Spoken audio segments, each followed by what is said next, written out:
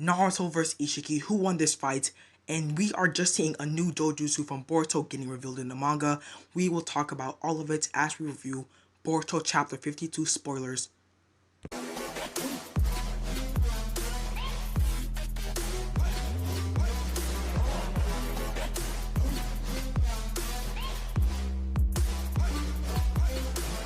Anyway, hey YouTube, it's basically anime, and these Boruto Chapter 52 spoilers are absolutely crazy and highly anticipated, as we left off with Naruto getting a new transformation while also finding out that Kishimoto, Naruto's original writer, is coming back to write Boruto Chapter 52 and beyond.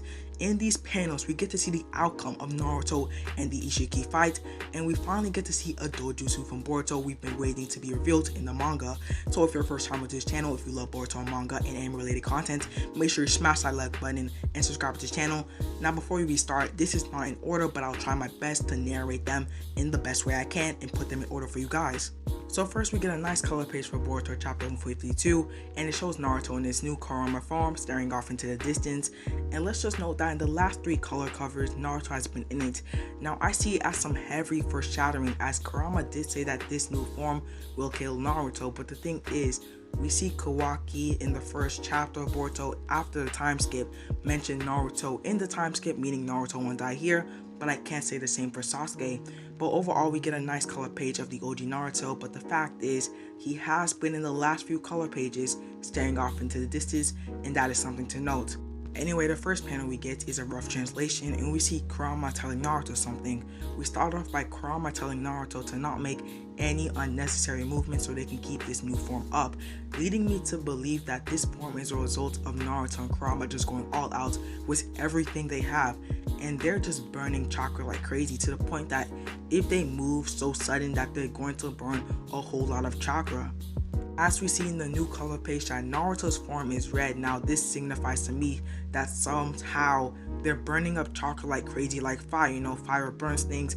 His fire, or will of fire, is burning up chakra like crazy. In the next spoiler panels we get is of Naruto starting to showcase his new power, and we finally get to see the benefits from this new form. Ishiki, using the mysterious black cubes that Naruto had said blocks his sensory abilities in the last chapter, telekinetically slams it down on Naruto, or at least he tried. Now he did the same in Boruto Chapter 50, but the difference here is that Naruto barely flinches as his chakra arms catch the black cubes like it was nothing, still staring at Ishiki. In the next panel, something weird happens, or I noticed something weird, and it's Ishiki is bleeding. Now I'm not saying Ishiki can't bleed because he's an Otsutsuki, but the question is, did he have this from getting kicked into the face by Naruto in the last chapter, or was it from something else early in this chapter? That means that they might have got into a scuffle earlier in this chapter, or this is just from getting kicked in. It's probably nothing, but it's something to notice, as Naruto at his base, even though he was mad and angered, but that was before he had his transformation take place, was able to make Ishiki bleed with a kick on the face. It's just something to note. I mean, it's just something weird I noticed, but never mind that, because in the next spoiler panel we see Ishiki is just standing there and sort of sizing up Naruto in some sort of way, like you would see in a boxing match. I see it as Ishiki respecting him in some sort of way, or at least acknowledging Naruto's power, as Ishiki has practically belittled everyone he has fought, as he assumed that he's automatically more powerful, as we saw with Kakashi, Koji, Sasuke, even Boruto. So it's nice to see Ishiki be sort of respectful or civil in some way, or he might be strategizing a new plan to take away Naruto, or he might recognize this new form from somewhere else. Either way, in the next panels we get to see Ishiki teleporting and lunging at Naruto and headbutting him, sending him flying back.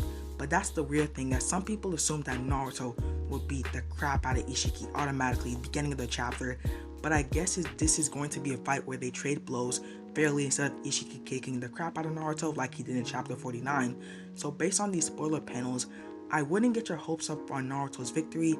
Anyway, we next see Ishiki teleport behind Naruto and launch a punch at his head, with Naruto dodges and kicks him in the stomach, sending Ishiki flying back. Now another thing we see from his new form is that it is animalistic, meaning that it takes traits from an actual fox like Kurama. I mean, we see Naruto with claws, fangs, whiskers, and now we literally see him in crawling on all fours. Now we've seen him with claws, fangs, or even whiskers in the last previous forms, but we never saw him crawling on all forms. Now, I remember we did see him with whiskers his whole lives, but we've never seen him crawling on all fours, and that might signify what this transformation actually means for Naruto's health or overall behavior. Anyway, but before we get any further, we get some translations for a flashback chapter.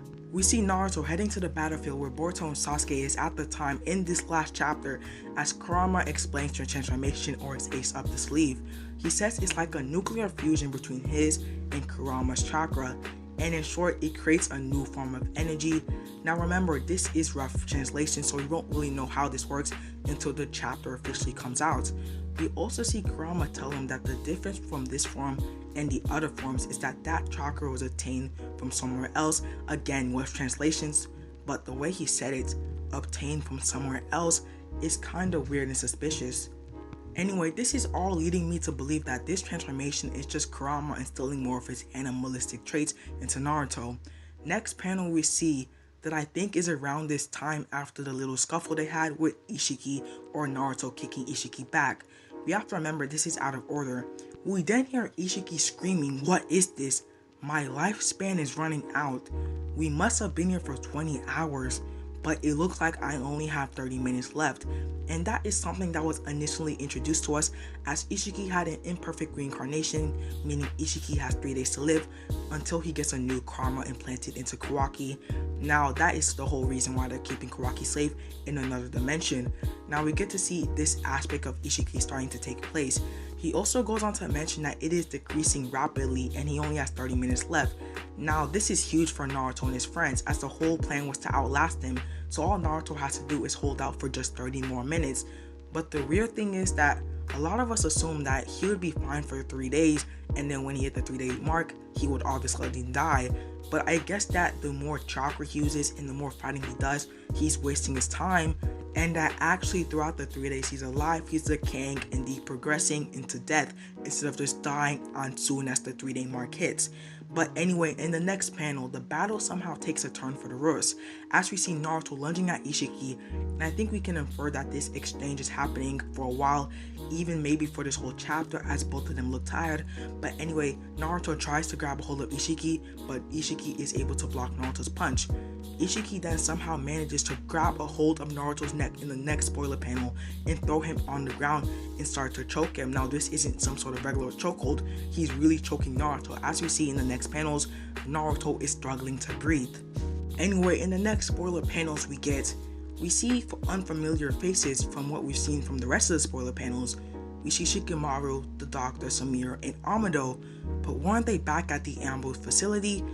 And they seem to be staring at something. We then see Kawaki as black tendrils start to surround him, similar to what happened where Boruto had teleported Ishiki out of Konoha. We see these black tendrils envelop Kawaki, and all of a sudden Kawaki drops down next to the ground of where Ishiki is currently choking out Naruto. Now, there was a lot of speculation because before we got the pictures, we got just text saying Kawaki appears or teleports on the scene. People were like, without his karma, how did he teleport? But in this spoiler panel, we see Ishiki using his right hand to choke out Naruto, but he used his left hand to teleport Kawaki, as we see him with his left hand sticking out towards the direction of Kawaki. Now, how exactly did he do this? Because the weird thing is, why didn't he do this from the beginning? He was using his Byakugan, which the ambush facility was immune to find Kawaki, and practically just asking villagers. If he could literally teleport Kawaki into the location next to him, why didn't he do that from the start? Now, personally, I think it's because of the thing he said about his chakra running out, or his lifespan. Maybe because he knew that if he used a lot more chakra, maybe even so much chakra, he had to teleport somebody to a different dimension without knowing the prior location of that certain somebody. That would take even more of his lifespan. How much lifespan does Ishiki have left if he had to use this drastic resource in order to teleport Kawaki here? Anyway, Kawaki manages to catch himself, and we see some dialogue from Ishiki while he's still choking out Naruto.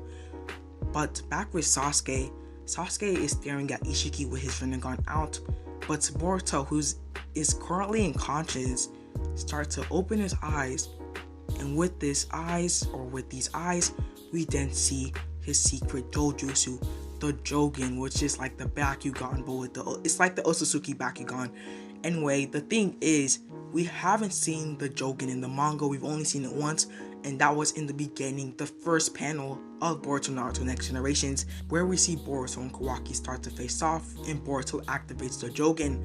But other than that, besides in the anime, we haven't seen the Jougan since from Boruto. So I guess I don't know how the writers are gonna use this Jougan and explain where this Jougan came from. So maybe they might say something about it activating since Naruto's dad is in danger, as Boruto is literally staring at Ishiki choking his dad out. But it's gonna be fun to see how the writers are going to play that out. And to the best of my knowledge, it appears that these are the final spoilers that we get from Boruto chapter 52. If there's more that I haven't covered in this video, please forgive me. But other than that, these spoilers were amazing. Ishiki is going to die soon. Kawaki just arrived on the scene magically from Ishiki's teleportation, which he did not do before for some reason. Naruto just lost his fight somehow. Either way, Boruto unlocks the Jougan. This is awesome. I can't wait for the actual chapter. But if you're first time to this channel, you love Boruto manga and anime related content, smash that like button, hit that subscribe button, and make sure you turn on post notifications so you get notified every time I post. This is the end of the video. Bye.